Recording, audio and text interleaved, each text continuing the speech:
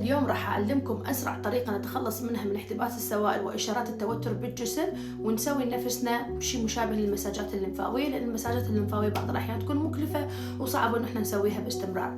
هذا الروتين بديت أسويه 3 مرات بالأسبوع، بس تقدرون تسوونه يوميا. هذا الروتين مناسب حتى للأشخاص اللي بعدهم مقتنعين بفكرة الرياضة والأكل الصحي وهذا دخول هذا العالم. هذا الروتين من ضمن عالم الويلنس يساعد هواي إنه يقلل من احتباس السوائل، يهدي الجهاز العصبي، يسرع من عمليات الهضم أو الجهاز الهضمي.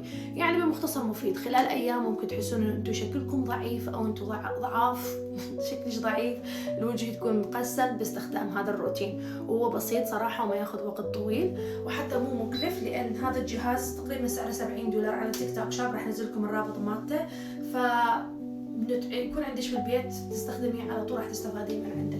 أول شيء نفتح القنوات الليمفاوية أو الغدد الليمفاوية عندنا ورا الإذان بهاي الطريقة. نسوي دوائر 5 10 أوكي.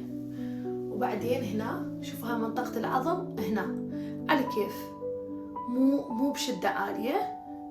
وبعدين تحت الإبط من الجهتين. بعدين أريد تخلون إيديكم هيجي، تاخذون نفس deep breath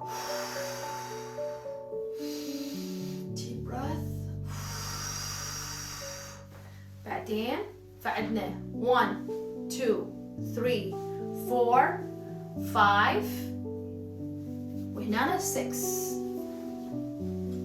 مناطق، 10 تكرارات او هيك حركة circulation بس نفتحها. والنوم تشغلون الجهاز، تقدرون تبدون على سرعة يعني بسيطة، مو شدة عالية. توقفون على الجهاز 10 دقائق 15 دقيقة، وممكن وقفة، ممكن قاعدة، ممكن نخلي بس ايدينا. بس هاي الحركة حركة الفايبريشن، الفايبريشن راح يسرع من الدورة الدموية. الفايبريشن راح يحرك الفاشة وهي الشبكة العنكبوتية اللي نخزن بها كل شيء، حتى المشاعر. بعض الأحيان التوتر والستريس العالي يكون متخزن بها.